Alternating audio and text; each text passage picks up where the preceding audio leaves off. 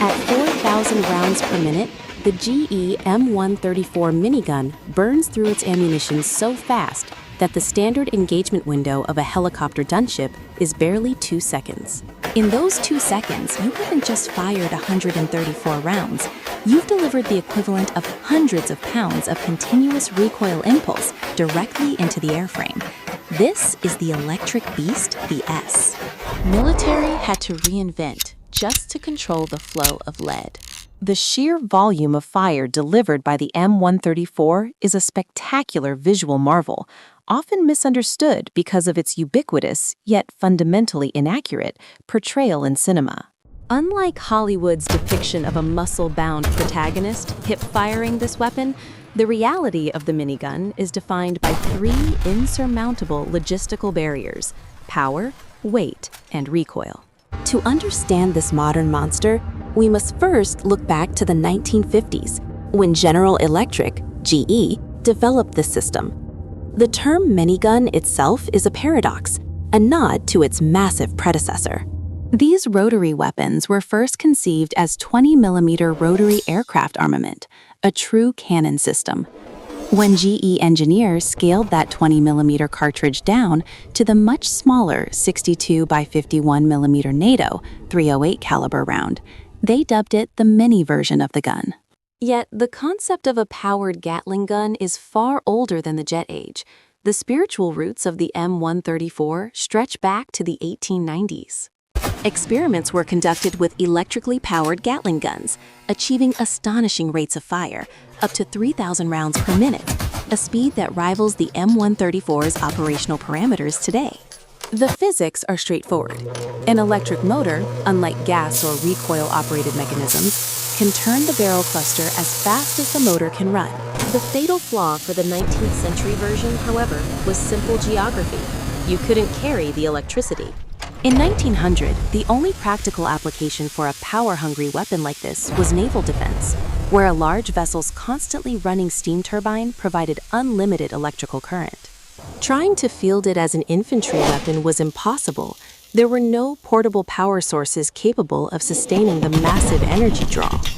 This is where the minigun's power consumption becomes a critical limiting factor. Operating on a 24-volt DC system, the gun is entirely electrically operated, not relying on the combustion of its own rounds to cycle. At its typical operating range of 3,000 to 4,000 rounds per minute, the M134 draws an astounding 5 kilowatts of power. To put that in perspective, you aren't running this on standard flashlight batteries. You need, at minimum, a pair of heavy-duty car batteries connected in series, batteries that weigh well over 100 pounds. This necessity for a massive, dedicated power supply immediately grounds the weapon to a fixed mount or a vehicle, debunking this cinematic fantasy. Beyond the power issue lies the tyranny of recoil. The minigun is essentially firing 67 individual .308 rifle rounds every second. The cumulative recoil impulse, measured in hundreds of pound-feet, is far too high for any human body to absorb, even if the weapon itself is mounted. When this recoil is added to the immense weight of the ammunition required, a 1,000-round belt weighs over 60 pounds alone, it becomes clear that the M134's role is purely vehicular or air-mounted. The M134 truly found its calling in the brutal skies of Vietnam, specifically as a helicopter armament. It was tailor-made for the limitations of aerial attack. In an assault Huey, the gunner could utilize a fixed mount.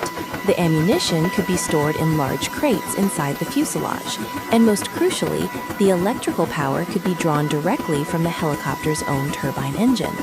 This environment nullified all 3 major constraints. The defining advantage was the rate of fire. When a gunship is strafing a target, the window for effective engagement is measured in fleeting seconds. A standard ground-mounted machine gun, like the Browning M1919, fires at a manageable 500 to 600 rounds per minute. Its aircraft counterpart was modified to reach maybe 1,200 rounds per minute. The minigun, operating at 4,000 RPM, maximizes the lead density, the amount of destructive material delivered to the target during that impossibly short exposure time. If you only have 1 second to hit your target, The M134 ensures that you saturate the target zone with 67 projectiles. The core ingenuity of the M134 lies not just in its rotating barrels, which are structurally similar to an 1870s Gatling gun, but in the highly complex component that translates belted ammunition into a rotary feed, the delinker. This structure is arguably the most critical and complex element. The M134 is fed using standard M60 links. A typical machine gun pulls the cartridge straight backward out of the link. The minigun, however, must push the cartridge forward and straight through the link. This is the mechanism that differentiates the M134 from nearly every other machine gun system in the world. The delinker assembly is gear-driven by the electric motor. As the belt enters, specialized pushers engage the rounds, stripping them instantly and violently from the metal links. The rounds are then guided into a silver snail-shaped spindle. This spindle is a marvel of precision timing, designed to hold two cartridges simultaneously, one resting on the underside of a cutout and the next one riding on top of the surface. As the mechanism rotates, the spindle elevates the stripped cartridge and presents it perfectly to the barrel cluster. This handoff mechanism is timed with micron-level accuracy. The 6 bolts and 6 barrels rotate synchronously. The rounds are fed, chambered, and locked into one of the 6 barrels. Firing occurs typically between the 10 o'clock and 11 o'clock position on the clock face, before the bolt is cammed backward along a track to extract and eject the spent casing. The constant cycling of 6 barrels ensures that while one round is being fired, another is being fed, a third is extracting, and others are cooling or preparing, achieving the continuous stream of fire. The operational complexity extends to the fire controls. Being an electrically fired gun, the system requires a master power switch and a dedicated safety. When the safety is activated, a light confirms the power supply is hot. Uniquely, the trigger assembly is often outfitted with a communications button. For a door gunner or vehicle crewman, this push-to-talk function allows them to keep both hands firmly on the gun, essential for managing the weapon's inherent vibrations and recoil, while instantly activating the radio to coordinate fire and maneuvers. The M134's reliance on electrical power introduces a distinct yet critical quirk, the spin-down period.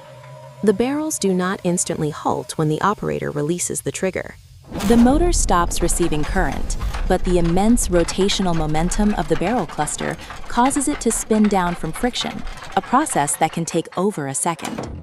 If the feeder mechanism continues to operate during the spin down, the gun could feed live ammunition into barrels that are no longer cycling correctly or fully locked, potentially causing devastating internal jams, or worse, firing loose rounds. Early M134 models used a solenoid mechanism to stop the feed, but this was imperfect, resulting in the notorious issue of losing up to 5 live rounds that would be harmlessly spat out of the ejection port during spin down.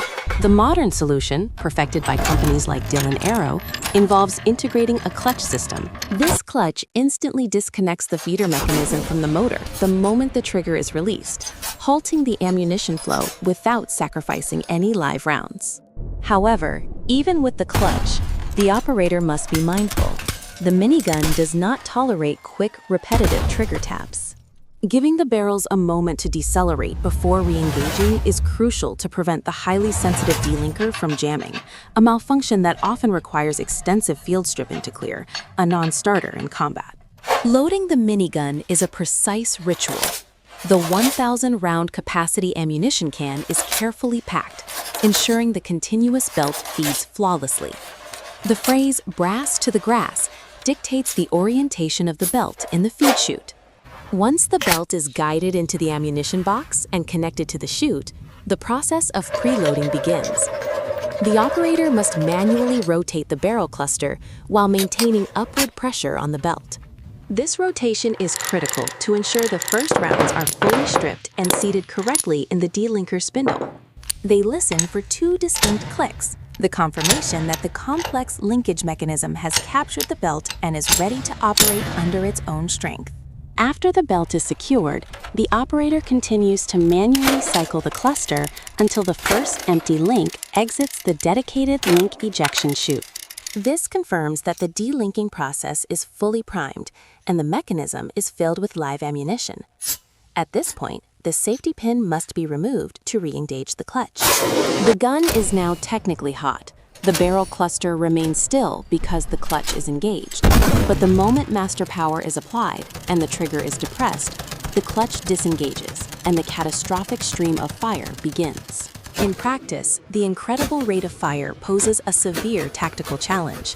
When firing the minigun, aiming is less about fine precision and more about rapid impact adjustment.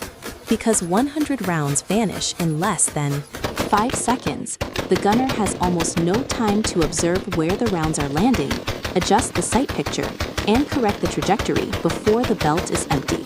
This requires extremely quick reaction times and a deep familiarity with the weapon's impact profile. The purpose is suppression and target saturation, turning soft targets, like vehicles or light structures, into Swiss cheese in an instant. The demonstration of tearing apart a standard pickup truck serves as a brutal illustration of the M134's power. While the front of the vehicle, particularly the engine block, might offer momentary, life-extending concealment against this volume of fire, the minigun's sheer density of projectiles ensures that any soft spots, tires, cabins, and crucially, fuel tanks, are instantly perforated, leading to rapid catastrophic failure. The distributed pattern of bullet holes across the target zone shows that even without perfect accuracy, the area of engagement is effectively neutralized by the sheer volume of lead. The GE M134 Minigun is a relentless technological answer to a battlefield requirement: maximum firepower delivery and minimum time. It remains a marvel of kinetic engineering, a weapon system where the logistics of power supply and ammunition far outweigh the simplicity of the trigger pull. It is a machine that demands respect for its power and recognition for the complex, gear-driven clockwork that allows it to feed metal at an industrial pace. The minigun proved that electric power was the key to maximizing density of fire, creating a storm of 62mm depth. But what happens when engineers decide to take that same logic, remove the electricity entirely, and build a machine cannon that fires over 10,000 rounds per minute using only the gas pressure generated by the cartridges themselves? Next time, we look at the ultimate test of complexity, speed, and engineering madness, the Gryazev Shipunov GSH-623 rotary cannon. You won't believe the mechanical forces contained in this Russian beast.